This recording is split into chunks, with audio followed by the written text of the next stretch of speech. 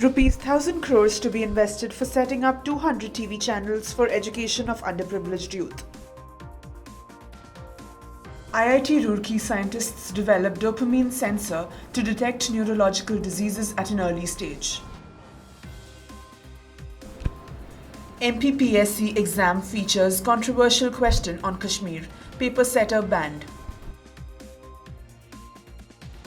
MVJ College of Engineering students develop yoga pose assessment tracker to facilitate self-learning. IIT Gandhinagar NEEV has empowered about 150 rural youth and women through skill development courses.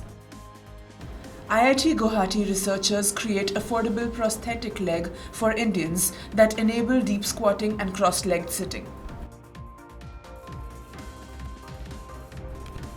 Delhi schools to reopen post-summer vacation amidst surge in COVID cases. Private school in Delhi directs EWS students to clear dues of Rs 67,000. Good afternoon and a warm welcome. You're watching Education News Network, where we get you the latest developments in education at the top of the hour. This is Nitya. And this is Rakshita. Reporting from ENN, and the daily stories are: Union Education Minister Dharmendra Pradhan has announced that the Government of India is investing Rs 1,000 crores to set up 200 new TV channels to provide access to quality education for the underprivileged youth in remote and backward areas. The announcement was made while inaugurating the new computer center and e-classroom building of the National Institute of Technology, Hamirpur. He went on to say that there will soon be one channel for each class in every Indian language. The Union Education Minister took to Twitter to announce the setting up of 200 new TV channels. He further said that these new channels will also require content, while encouraging NITS to think in his direction. He tweeted, "These 200 plus TV channels will require innovative and quality content. NIT Hamirpur HP should think in this direction and create innovative audiovisual gaming-based content for students of both basic and advanced courses." Pradhan went on to say that Himachal Pradesh is a Dev Bhumi and Veer Bhumi, while adding that now the focus should be in making it a Gyan Bhumi.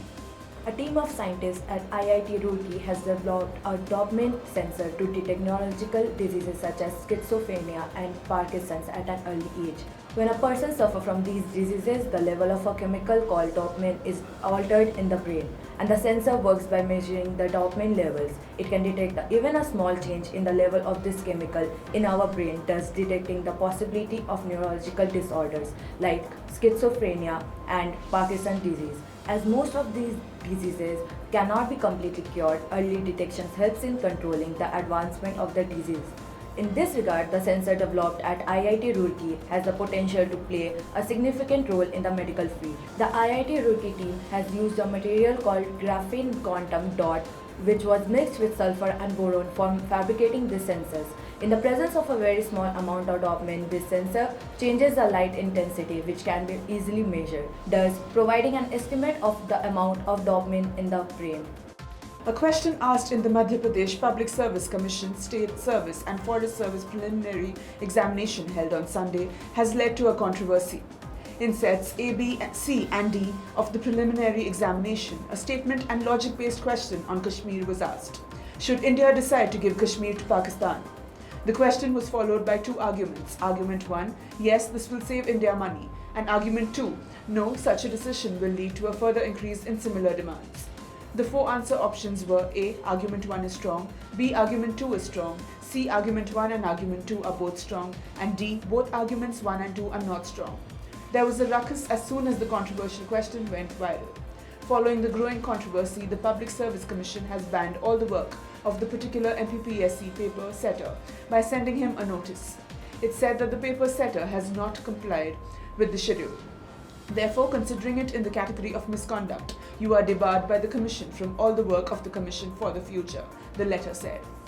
With the impact and popularity of yoga growing way beyond India and being spread across the world, thousands of people now practice yoga while watching YouTube videos or TV programs. However, without the instruction of a coach or guide, a yoga practitioner may perform poses incorrectly, and it is tough to identify the errors by oneself.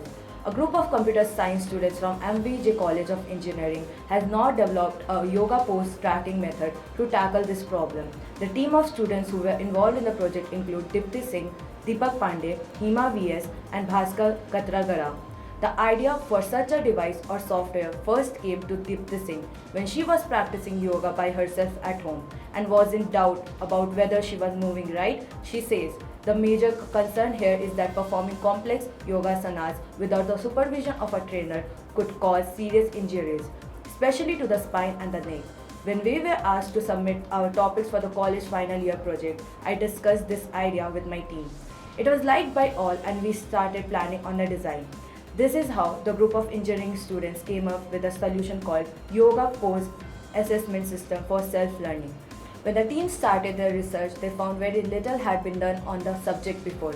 Existing solutions include an AI-enabled yoga mat which evaluates the accuracy of a user's stance, and a software-based solution which takes a static image of a practitioner for the assessment of their yoga pose, says team member Deepak Pandey, adding that we realized that an efficient, cost-effective and fully software-based solution for this problem did not exist. Hence, we started developing such a software that uses state-of-the-art technology like deep learning.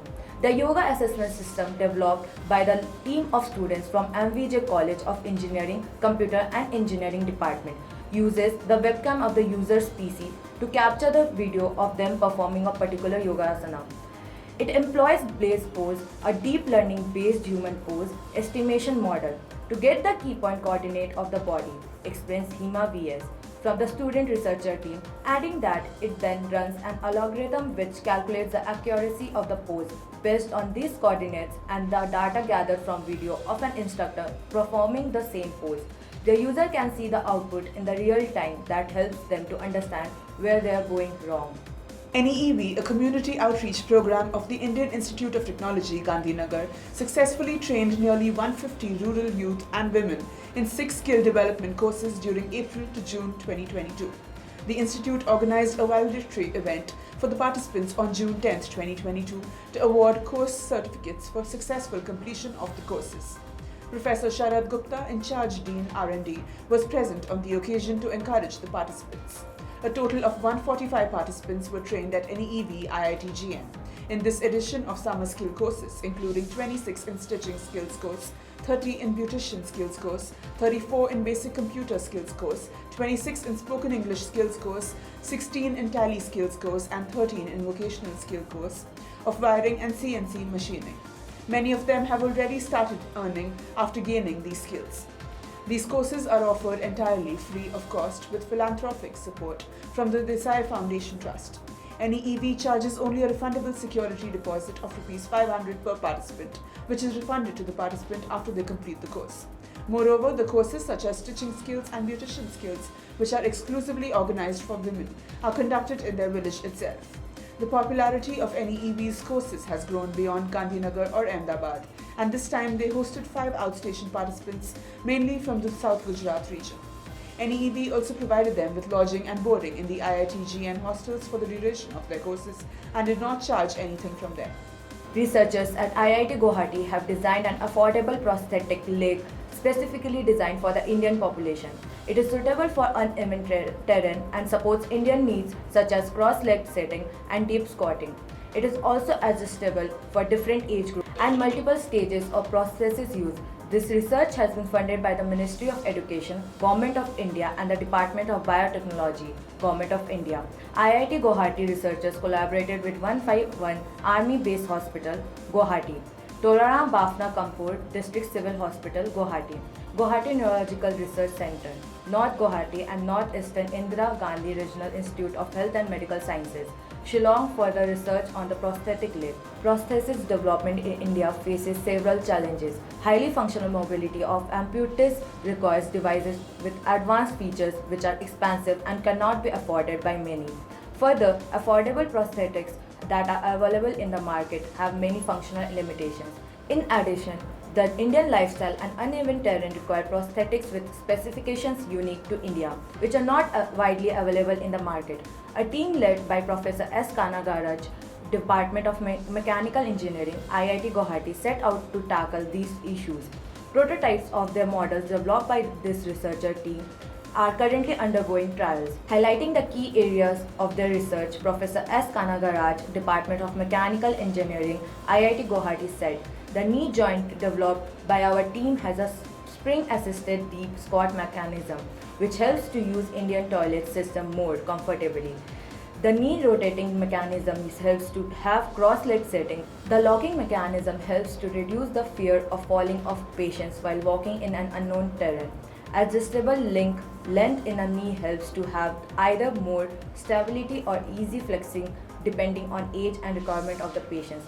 Overall, the knee joint is designed to meet the Indian lifestyle which other products fail to fulfill. About 14 students in Delhi who were admitted to a top private school under the EWS quota had been asked to clear dues of over Rs 67,000 in fees for the first term of this academic year in order to continue further education, even as the Delhi government officials said they are looking into the issue. According to the provisions of the Right to Education Act 2009, all private schools in Delhi are required to reserve 25% of seats for economically weaker section and disadvantaged group students during admissions at the entry level and compulsorily provide them free education. All India Parents Association President Ashok Agarwal has issued a legal notice to Modern School Barakhamba Road in this regard. There was no response to calls and text messages from school management. Delhi government officials said they will look into the matter, asserting that schools set up on public and have an obligation to admit students under EWS and DG category and provide education to them free of cost. The students were admitted under EWS and DG category, and they have appeared for Class 10 CBSE examination in the academic year 2021 to 2022 and are waiting for their results.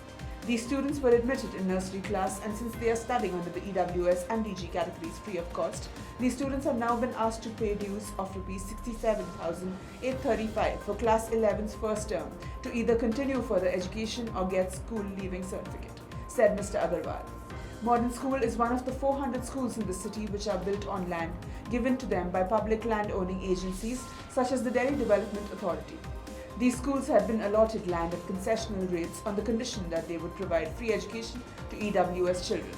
A senior official of the Directorate of Education said schools set up on public land have an obligation and they are not allowed to charge fees from EWS and DG category students. We are looking into this issue.